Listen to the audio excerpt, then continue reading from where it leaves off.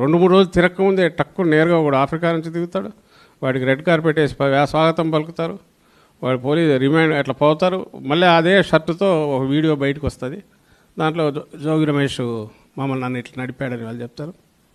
అది ఇమ్మీడియట్ ఈరోజు రేపు ఐ థింక్ తన పేరు కూడా చేరుస్తుంది. దానికి ప్రిపేర్డ్గా ఉన్నాను. అడ్డగోలు కామెంట్ పెట్టి జనం ఏమనుకుంటారో అనేది కూడా లేకుండా, అంటే ఒకటి అడ్డంగా దొరికినామనే భయం ఉన్నట్టుంది ఆయనకు, చంద్రబాబు నాయుడుకు. రెండవది ఇంకా త్వరగా వేయకపోతే ఇంకా పూర్తి మునుగుతాను, ఏదో డెస్పరేట్గా ఇటు పక్కకు తిప్పి కొట్టాలనే డెస్పరేషన్ కూడా బాగా కనపడుతుంది. కల్తీ దీంది ఉండేమో గుర్తుపట్టడానికి యాప్ పెట్టి మీరు చెక్ చేసుకోండి అన్నాడంటే ఇంకా అది మొత్తం అది ఉన్నట్టే కదా. నువ్వు పూర్తిగా ఉంది. అది బెల్ట్ షాపులు ఉన్నాయని ఒప్పుకున్నారు, బెల్ట్ షాపులు ఎక్కువ అయిపోయాయని, అంటే వాటిని ఉన్నాయని ఒప్పుకున్నారు. అండ్ కల్తీ మద్యం ఉంది, మొత్తం ఏర్లు అయి పారుతుంది.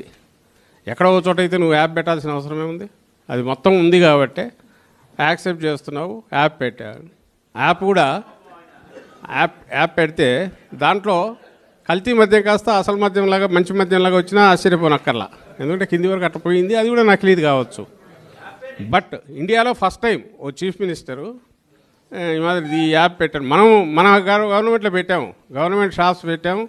బాటిల్ డిస్టిలరీకి లింక్ చేయడానికి, ఏ డిస్టిలరీ నుంచి వచ్చింది తెలియడం కోసం, ప్లస్ అది సేల్ అయితేనే డిస్టిలరీకి డబ్బు అనే దీంతో, అందుకోసం ఈ క్యూఆర్ కోడ్ పెట్టాం. మామూలుగా అయితే అదేదో కార్పొరేషన్ దగ్గరికి డిపోలకు రాగానే డబ్బులు ఇవ్వడం అనేది చేయాల్సి వస్తే, ఇక్కడేమో అంటే మనము షాప్లో సేల్ అయితేనే కన్జ్యూమర్ తీసుకున్నాకనే అని పెట్టాం. పక్కాగా ఒక బాటిల్ మూవ్ అయిందంటే ఏ డిస్టిలరీలో తెలిసేటు. ఆ పకడ్బందీ దీన్ని మొత్తం కొట్టేసినాడు. నేరుగా ఒకేసారి 60-70 వేల బెల్ట్ షాపులు, ఎక్కడ చూసినా పర్మిట్ రూములు, ఒక్కొక్క వైన్ షాప్ పర్మిట్ రూములు. ఇంకా అది పెద్ద స్టడీ చేయాల్సింది, రీసెర్చ్ చేయాలి. అంటే ఏ రకంగా చేశాడంటే ఈతను రావడం వేసి ఎత్తి పడేసి అది తీసేసి డోర్ డెలివరీ ఏం పెట్టాడంటే కల్తీ లిక్కర్ కూడా కాదు, కల్తీ మద్యం, దాన్ని డోర్ డెలివరీ. బహుశా స్పిరిట్ సేల్స్ పెరిగింటాయేమో, మొత్తం ఏపీకి వస్తుంటుంది అనుకుంటా. అదేదో దీనికి తయారు చేయడానికి అవసరమైంది. వేరే ప్రూఫ్ అక్కర్లా, సేల్స్ పెరగల. నువ్వు 24 గంటలు బెల్ట్ షాపులు పెట్టి, 24 గంటలు మన పర్మిట్ రూములు పెట్టి, టైమింగ్స్ లేకుండా అంత పోస్తున్నావు, అయినా సరే నీకు రెవెన్యూ పెరగట్లేదంటే ఆ గ్యాప్ ఏది ఫిల్ చేస్తుందంటే ఈ కల్తీ మద్యం వస్తుంది. మనం పెట్టిన మెడికల్ కాలేజీలు ఏమో కరెక్ట్ కాదంట.